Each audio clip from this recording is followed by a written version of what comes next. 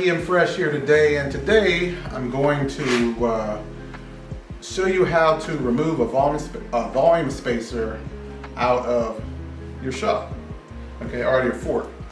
Okay, now right now I have a Fox 38. Okay, a Fox 38 fork. Okay, and it's full of tokens right now, and so I've been test riding, and I found that I'm gonna try to take one token out to see if it feels a little more softer, okay, and not as progressive. Okay, all right, so first thing you do, you're gonna remove the top cap here.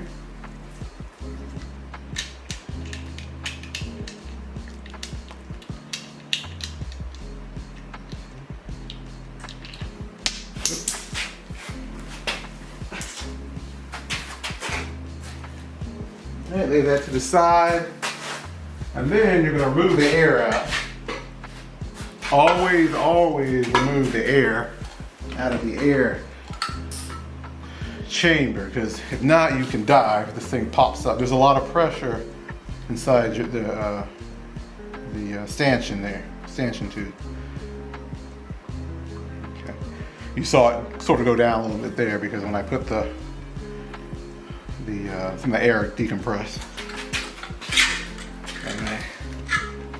I'm using a special shock pump that allows me to pump up the shock very fast, and I'll put it in the description.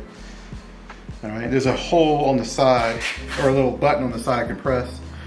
If you look down at the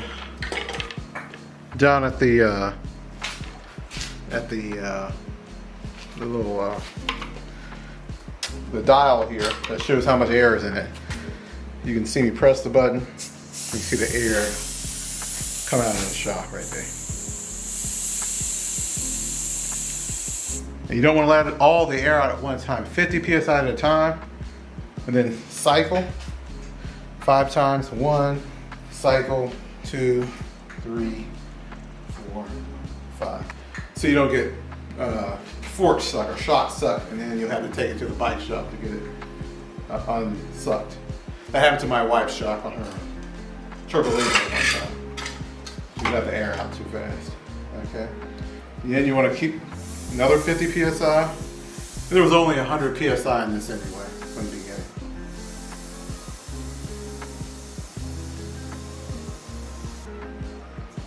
There's a lot of air in this, a lot of pressurized air in this. So you want to cycle a little more. You want to make sure it goes all the way down.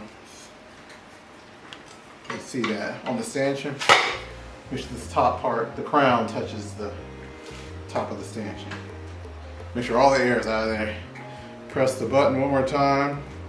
Whatever pump you're using, just make sure all that air is out. Hear that? It said it was on 0 on the air pump, like 0 psi, but it wasn't. Because there's a negative chamber and a positive chamber. And it has to be equalized, and that's how you do it. Make sure there's no air. On the Fox 38, there's also these little buttons on the side you can press to get the air out too, faster. Oh, hear that? Oh, on that side there's some on that side as well. There's 2 buttons. You can't see the one on the right side, but there's 2. All right. Time. Okay, then we're good to go. Remove the air pump. Okay, and then we're going to grab our I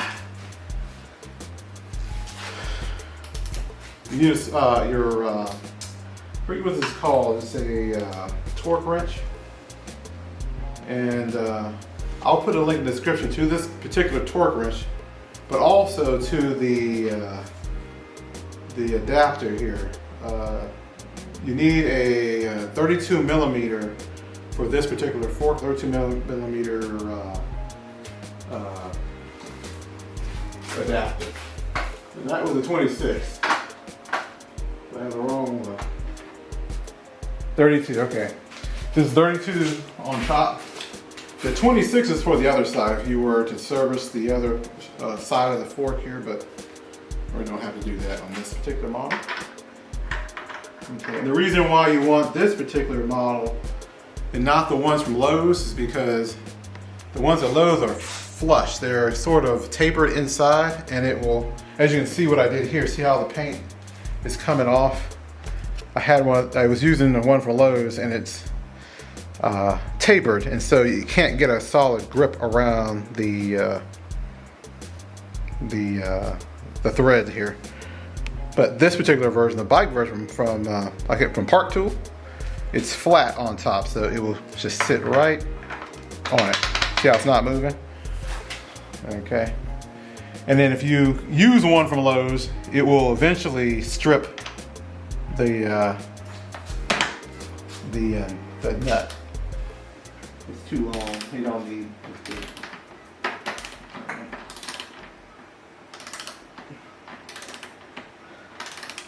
But when I put it back on, I gotta put it on with at least 40 Newton meters. Okay, so it's off. Once you get it off a little bit, you can just unscrew it. Set it back a little bit just in case there is pressure in it. It shouldn't pop out, but you never know. If it does, my hand's gonna hurt really bad. Okay, there we go. Bam. And those are the tokens that are inside. On this particular version, this is a 170 millimeter Fox. Okay, 170 millimeter the travel Fox 38.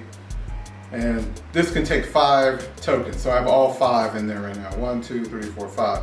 I'm just gonna remove one to remove some of the progressiveness when I'm riding. Because where I'm riding right now, I'm not riding that hard. I'm not at a bike park or anything. And it feels kind of harsh at some points where it shouldn't be harsh. Just gonna remove one. And just slide it back on. And if it's still too harsh, I'll remove another one.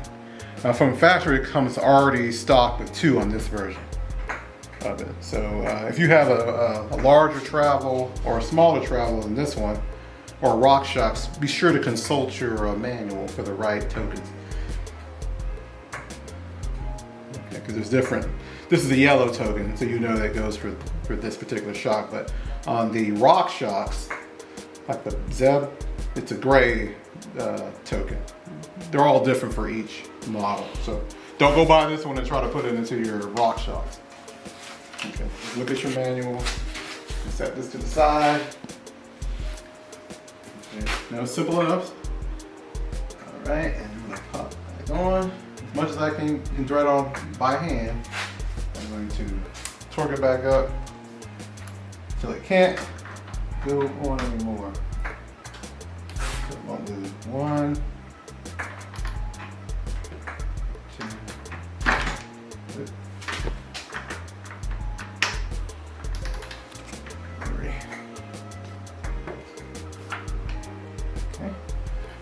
Let me see how much torque that is.